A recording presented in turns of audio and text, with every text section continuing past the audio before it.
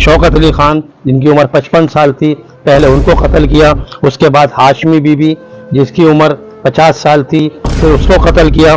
उसके बाद अनीस अहमद जो उसका बड़ा भाई था, उम्र उसकी 35 साल थी, फिर उसे कत्ल किया। उसके बाद अंजुम जिसकी उम्र 25 साल थी, उसको कत्ल किया। उसके बाद राशिद जो 22 साल का, को कत्ल किया।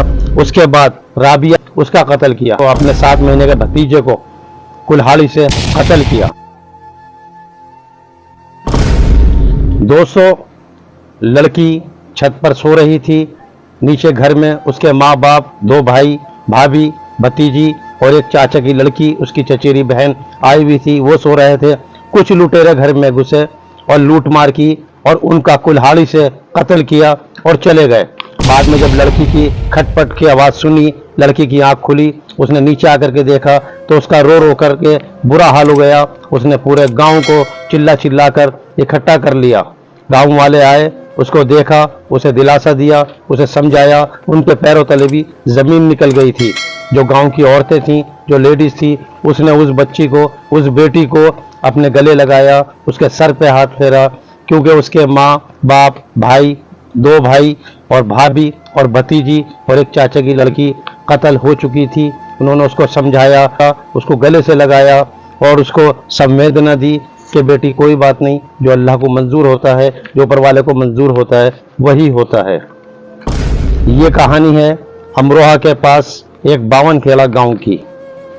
हुआ क्या, अब हकीकत सुनिए। वो लड़की का कहना यह था कि कुछ लुटेरे आए, लेकिन पुलिस वालों को भी ये बात हजम नहीं हो रही थी। पुलिस ने फौरन चार्जशीट बनाई और उन बॉडीज को पोस्टमार्टम के लिए भेजा। पोस्टमार्टम पे खुलासा होने के बाद पता चला कि वो पहले उनको एक बेहोशी की दवा दी गई थी। बेहोशी की दवा देने के बाद उनको जब वो बेहोश हो गए तो फिर उसने जिस लड़के से प्यार करती थी, जिससे माँ बाप और भाई इस बात से खफा थे कि वो लड़का जो बराबर में ही एक टाल पर, एक लकड़ी के गोदाम पर काम करता था, उस लड़के से जिसका नाम सलीम था, उस लड़के से वो लड़की जिसका नाम शबनम था, वो लड़की उससे मोहब्बत करती थी, एक अंधी मोहब्बत करती थी। मोहब्बत का शैतान उसके सर पर सवार था। लेकिन उसका बाप कहता था कि बेटे, मैं एक स्कूल के अंदर शिक्षक हूँ, तू भी एक शिक्षक है, डबल एम में किए हुए है, और हम लोगों का बहुत ऊंचा परिवार है। हम लोग चाहते हैं कि हमारी दामाद हमारी बराबर का है। लेकिन उस लड़की के सर पर उसका इतना भूत सवार हो चुका था, एक शैतानी भूत सवार हो चुका था शबनम के सर पर। उनने अपने माँ बाप की बात नहीं सुनी और वो बोली मैं शादी करूँगी तो इसी से करूँगी। लेकिन शबनम बहुत परेशान हो चुकी थी और उसके माँ बाप भी परेशान हो चुके थे। लेकिन शबनम ने एक चाल चली कि उसने कहा कि ठीक है अब्बू जान, ठीक है अम्मी जान और ठीक है भाई जान, जैसा आप कहेंगे मैं वैसा ही करूँगी। 10-12 दिन वो सही चली और उसने सलीम से एक बेहोशी की दवाई पहले ही मंगा कर रख ली थी। जब उन्होंने देखा अब घर वाले मेरे कहने में आ चुके हैं, मेरे माँ बाप, मेरे भाई, मेरी भावज मेरे कहने में आ चुके हैं, तो उसने फिर बड़े प्यार से कहा कि आज खाना मैं बनाऊंगी। जो उसकी चाचा की लड़की राबिया जो आई हुई थी, उसको साथ लेकर उसने पहले खाना बनाया। उसके बाद बोला आज हम सब बैठकर साथ में चाय पिएंगे। उनको नहीं मालूम था ये चाय उनकी ज़िंदगी की आखिरी चाय होगी। वो चाय बना करके लाई अकेली जा करके शबनम, और उस चाय के अंदर उसने वो बेहोशी की दवाई मिला दी। सबको चाय पिलाई, लेकिन बच्चे ने बहुत कम चाय पी। वो बच्चा जो 7 महीने का था वो चाय नहीं पीता था, उसने बहुत कम चाय पी और चाय पी के सब अपने अपने कमरों में जा करके लेट गए।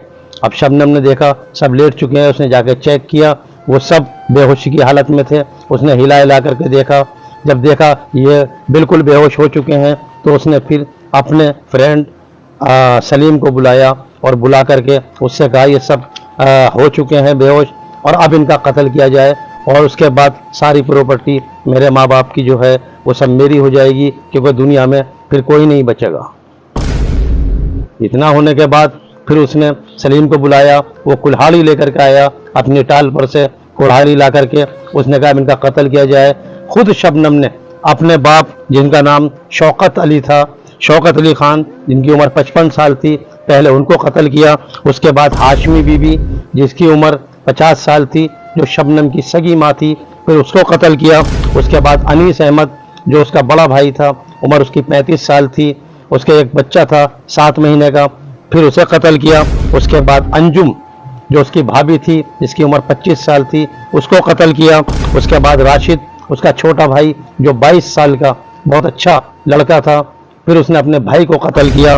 उसके बाद राबिया जो उसके चाचा की लड़की आई हुई थी वहाँ रहने के लिए, जिसको बुला रखा था, उसका कत्ल किया। आखिर में उसने देखा कि अब जो मेरा 7 महीने का बच्चा अर्श बचा है, मेरा भतीजा बचा है, वो शायद बेहोशी की दवाई की चाय पी करके वैसे ही मर जाएगा। लेकिन उसने चाय बहुत कम मात्रा में पी थी, इसलिए वो सिर्फ थोड़ी बहुत देर को बेहोश हुआ। अब जब उसने उसको हिला करके देखा तो देखा कि उसके अंदर जान थी और वो पूरी तरह से बेहोश भी नहीं हुआ था। तो उसने फ़ौरन सलीम को फ़ोन किया और बोला कि अभी अर्श मेरा भतीजा ज़िंदा है, अब तुम फ़ौरन आ जाओ, उसका और कत्ल करना है। सलीम ने कहा कि ये काम तुम निपटाओ, अब मैं दोबारा नहीं आ सकता। हुआ यही कि फिर उसने उस नागिन ने अपने 7 महीने के बच्चे को, अपने 7 महीने के भतीजे को कुल्हाड़ी से कत्ल किया।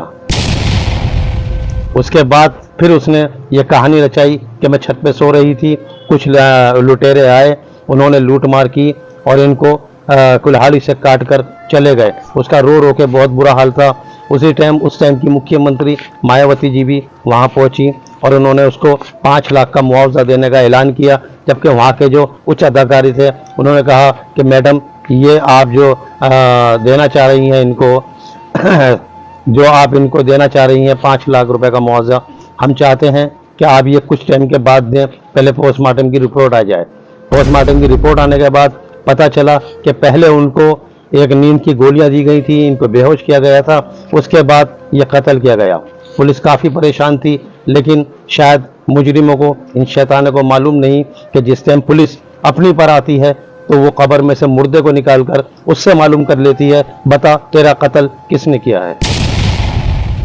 हुआ यही, पुलिस बहुत परेशान रही। फिर एक जो उनका मुखबिर होता है, जो उनका एक जासूस होता है, उसने पुलिस को बताया कि आप सलीम को पकड़ लीजिए, सख्ती कीजिए, सब कुछ आपके सामने आ जाएगा। हुआ यही कि सलीम को पकड़ा गया, सलीम से सख्ती की गई तो सलीम ने सारी बात उगल दी। सारी बात उगलने के बाद फिर शबनम से पूछताछ की गई तो शबनम बोली कि ये बिल्कुल झूठ है, मैं अपने माँ बाप का कत्ल नहीं कर सकती, ये बिल्कुल गलत है, कोई भी बोल रहा है ये झूठ बोल रहा है। तो पुलिस ने शबनम का और सलीम का आमना सामना कराया तो बात कुछ उगल के आई। फिर उसने बताया कि सलीम और मैं बहुत मोहब्बत करती थी, मेरे माँ बाप इस बात से राज़ी नहीं थे और वो इस बात से बहुत खफा थे कि हम तेरी शादी सलीम से नहीं होने देंगे। फिर हुआ यही कि शबनम ने प्लान बनाया कि किस तरीके से अपने घर वालों को यहाँ रास्ते से हटाया जाए। और हुआ यही कि जिस टाइम उनका कत्ल होने के बाद जब ये बात खुली तो शबनम आज तक जेल में है।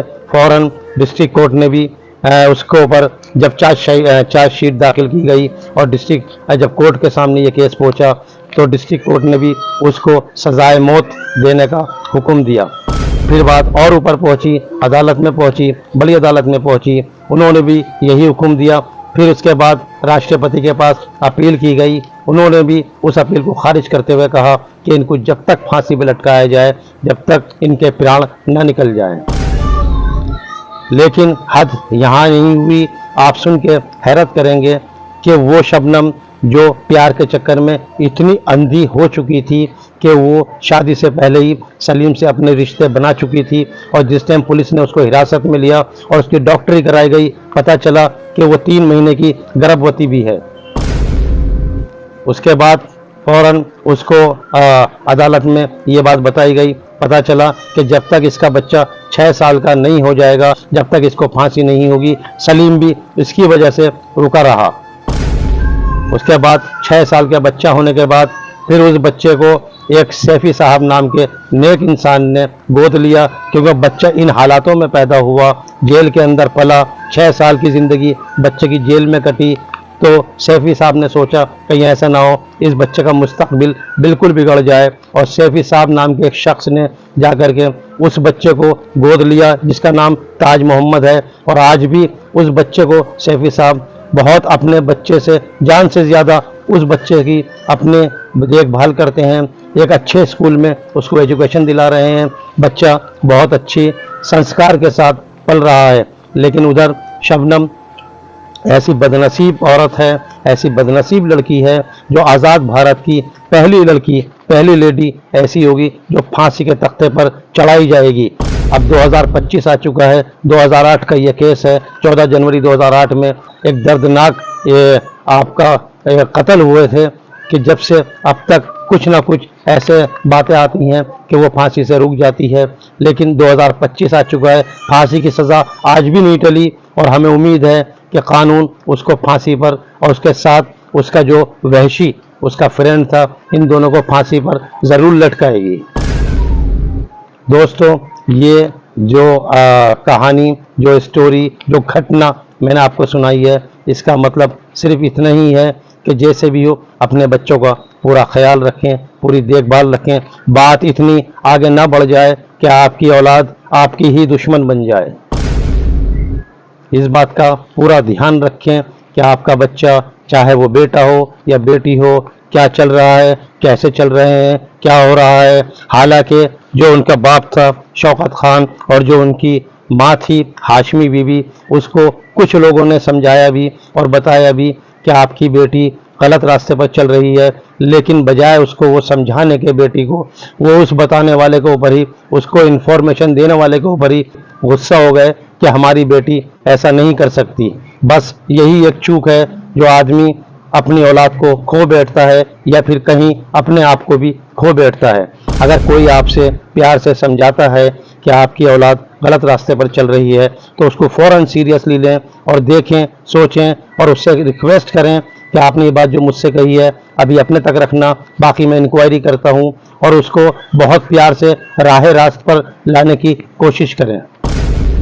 दोस्तों, अगर आपको वीडियो पसंद आई हो तो ऐसी ही इंफॉर्मेटिव जानकारी के लिए आप मेरा चैनल को सब्सक्राइब भी कर सकते हैं, लाइक और कमेंट कर सकते हैं। कोई बात अगर आपको नागवार गुजरी हो तो आप मुझे मेल भी कर सकते हैं।